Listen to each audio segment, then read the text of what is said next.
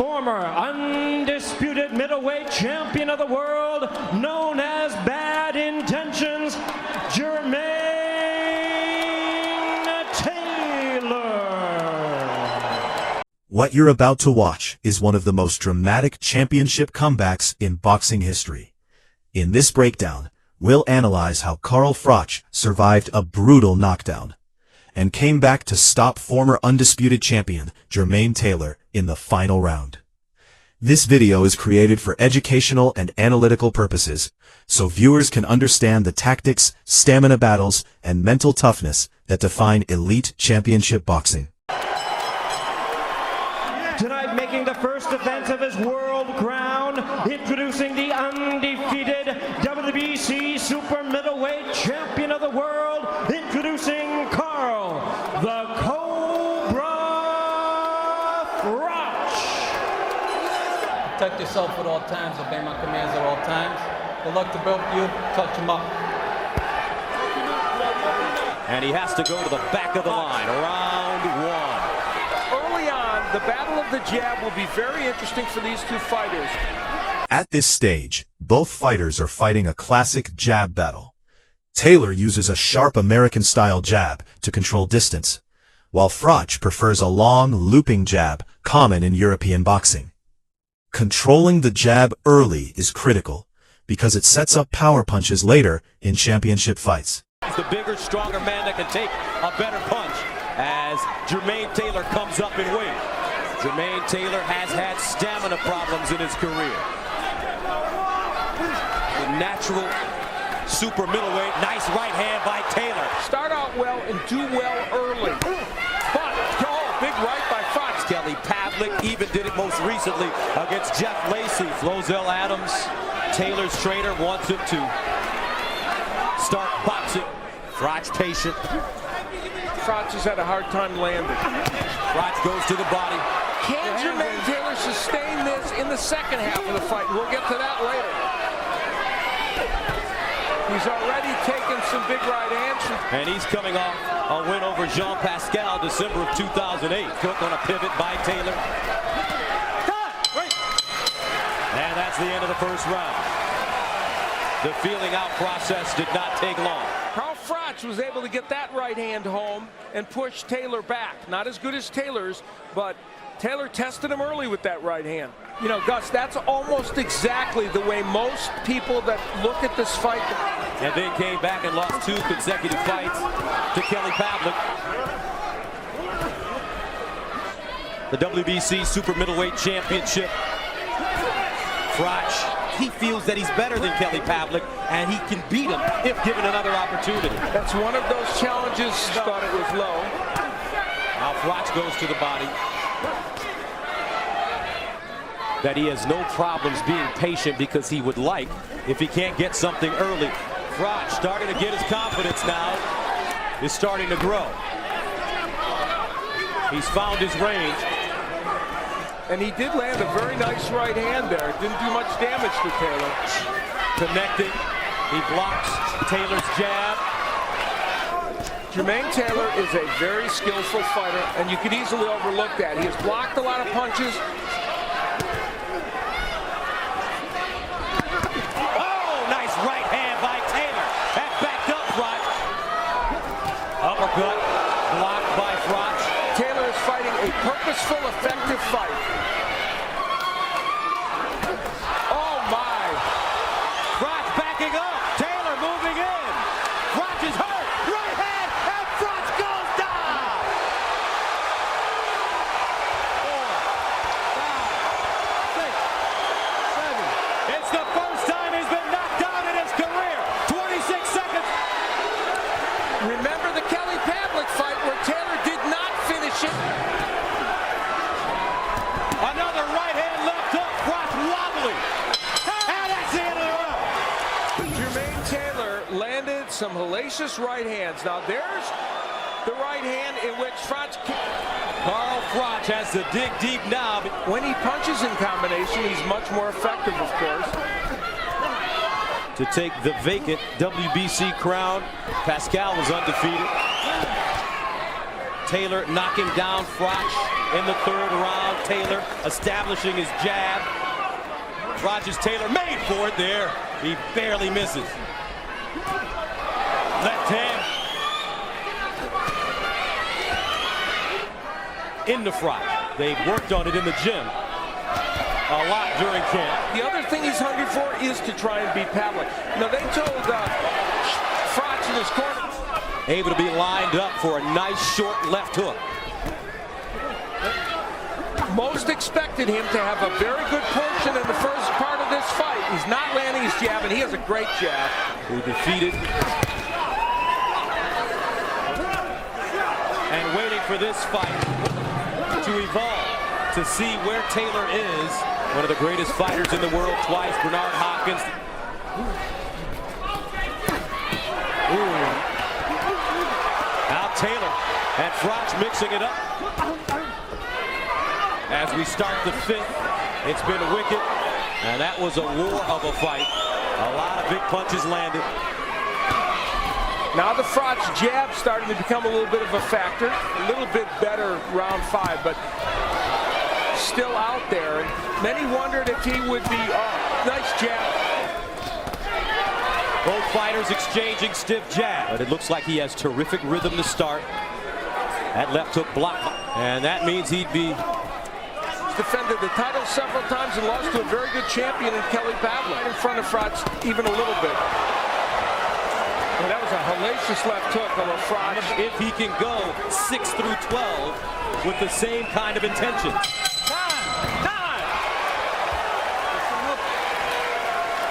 By the middle rounds, the momentum of the fight begins to shift. Froch starts increasing pressure, while Taylor's stamina becomes a factor. If you enjoy detailed fight breakdowns like this, make sure to subscribe to the channel for weekly boxing analysis and legendary fight stories. All fight footage shown is used under fair use principles for commentary, education, and historical discussion of the sport.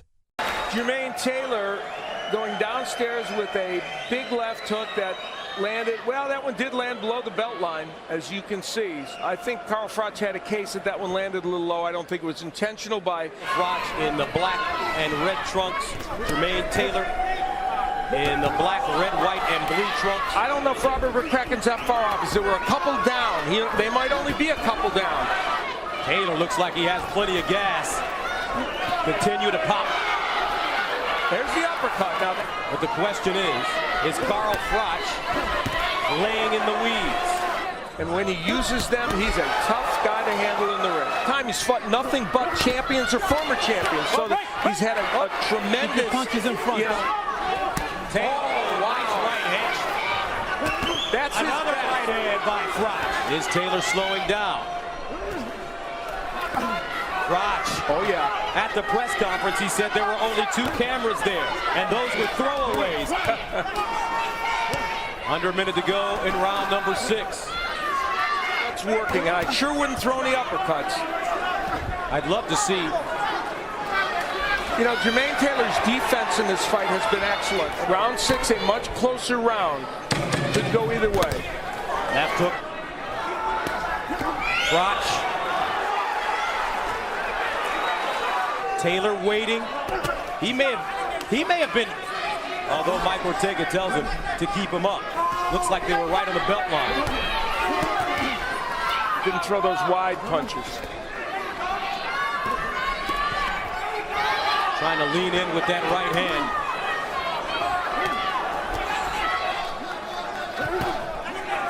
It's clear Carl Froch. Oh, and there's that good uppercut. He's got a good one. That right hand that landed in round 6, which was a great right, and there's another one. Defensive posture in which Taylor is not counterpunching now.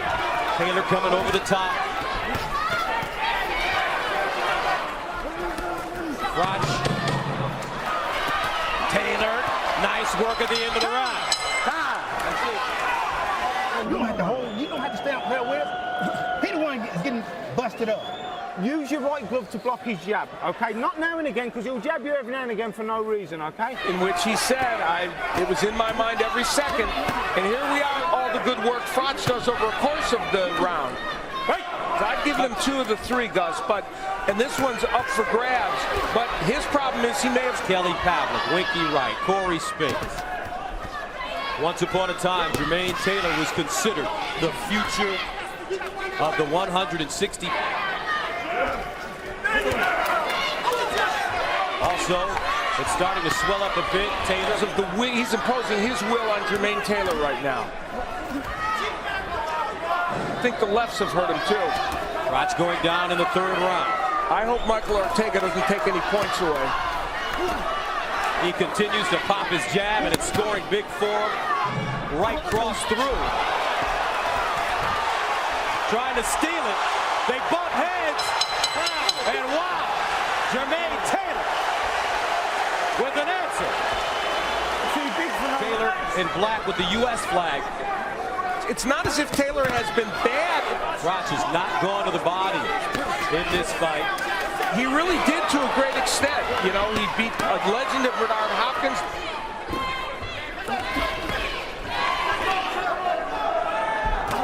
Froch is winning the battle of the jab now. Carl Froch is a different fighter when he uses the jab.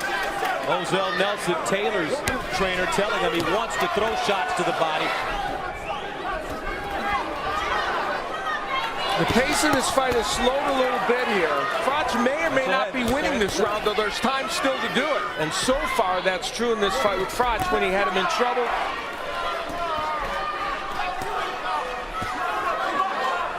Froch trying to get loose, go around Taylor's high guard.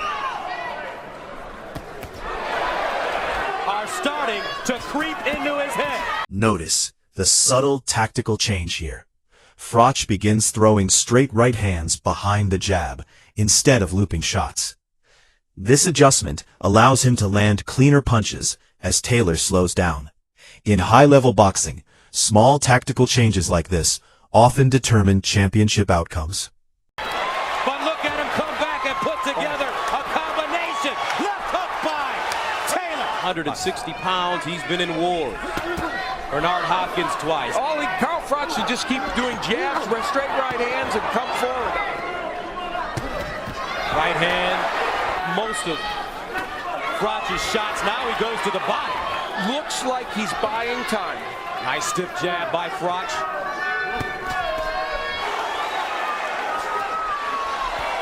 Taylor right hand, chopping down. Froch starting to loop that right hand. When Froch is busy and pushes, as he moves up to 168. Froch from Nottingham, England. With a little bit left in the round. Jermain got off to a great start in the first 5 rounds. There's a big looping right hand.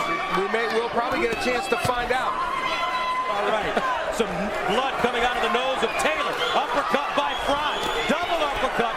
Title defense. There's a change in this fight. Froch is getting that right hand in. He is starting. It's a really interesting tactical fight. Now Froch. But he's still throwing. It's Froch coming forward. Move your head and use your feet, okay? Don't stay in front of him after you've punched, yeah? And then Froch coming back. But Jermain Taylor having good moments in the middle of that round. Wasn't enough to get him the round. I have it a 2-point fight for Taylor, but it could easily be a draw. Carl Froch, the Englishman, wants to retain it. Right hand staggers. Taylor's in trouble. Froch pouring it on against the former undisputed champ, and he's got him on the ropes. 45 to go. Froch closing in. Froch. Taylor staggering. They're ready to stop it. Froch trying to catch himself, using his jab. Eats a right hand. Another right hand, and he goes down.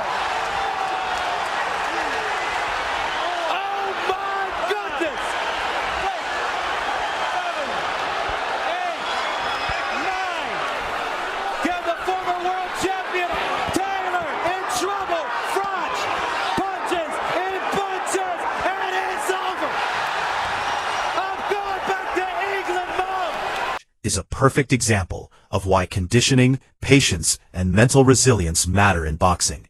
Even after being knocked down earlier in the fight, Carl Froch continued applying pressure until the final moments. Moments like this are why this fight is remembered as one of the most thrilling championship comebacks in modern boxing history.